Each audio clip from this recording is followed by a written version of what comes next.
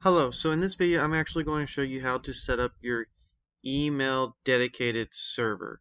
Now you're probably wondering, why do I need that? Well, there's a couple of reasons. Number one, you probably watched previous videos and set up your email connected to your account, just as like I did down here.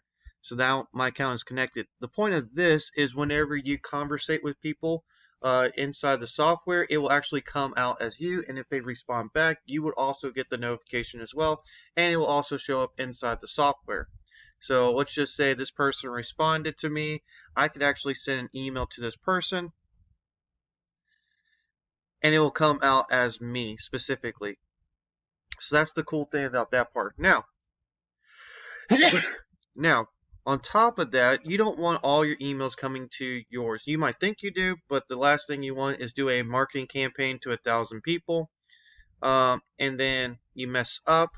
You send all at once. You get your email blacklisted, and now you can't even send regular emails to your clients.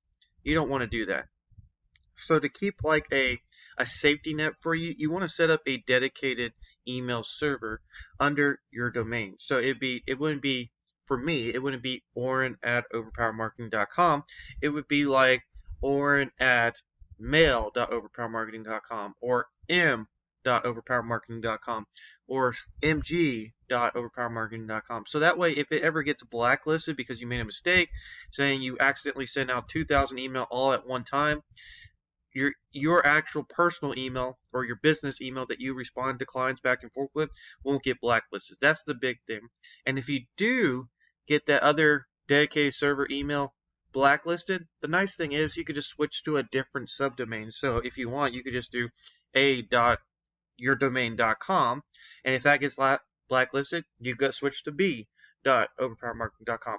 This just basically helps you with getting most traction out of your business. So how you would do this is you would go down to settings, and we switch over to emails, which is somewhere, I know I've seen it in the past. We have domains, email services. So right now, and it even tells you it's always recommended to create a dedicated domain.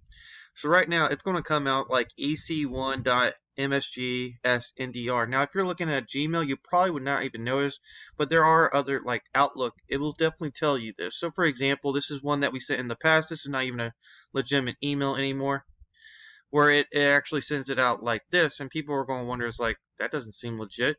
You want it to show up as like your actual email. So this is where you would set it up. So what you would do is you would click on dedicated domain and IP. You add a domain, and I'll just do something as simple as, a good example would be lc.overpowermarketing.com. Pretty simple.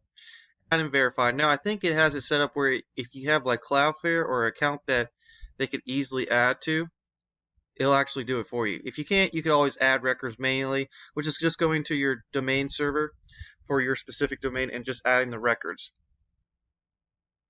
So it's going to look for it. It's going to see it's in Cloudflare. Nothing hard. And you see it's already there. So authorized domain. It's going to add all these records. So these are the records. If you have to manually add it in there, this is what you would add. You would add a text record for smtp.domainkey.lc, and then this information. Make sure if it's on Cloudflare to make sure it's DNS only. Then you add another text record, CNAME MX, MX, MX. And you authorize. Give it some time. And then I'm going to verify domain, see if it works. Alright, slowly working.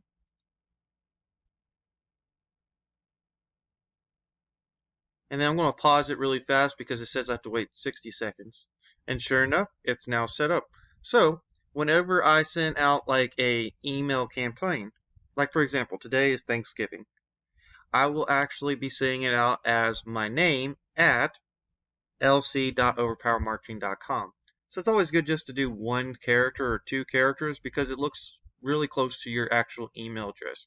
And all the records will still be in the system without you actually being blown up on your personal email. That's the only thing I would recommend on this specifically. Now, obviously, if you do send it out, if you have the settings set up where it actually sends out as your email, anytime you send out a conversation, so if I respond back to this person, it will actually send it out as your whatever email you have set up inside of your profile. So that's the big thing. Now, if you send a bulk email, like a campaign, like an email campaign, it will send out as that uh, dedicated email service. If you don't, that's fine. Then it'll just go ahead and send out as your personal email. So that's just something you have to keep in mind when doing that. Bulk, dedicated email server. Personal, conversation that you're having with someone, it'll actually send out as your personal email. And that's it. Hope this video helps. Thank you so much.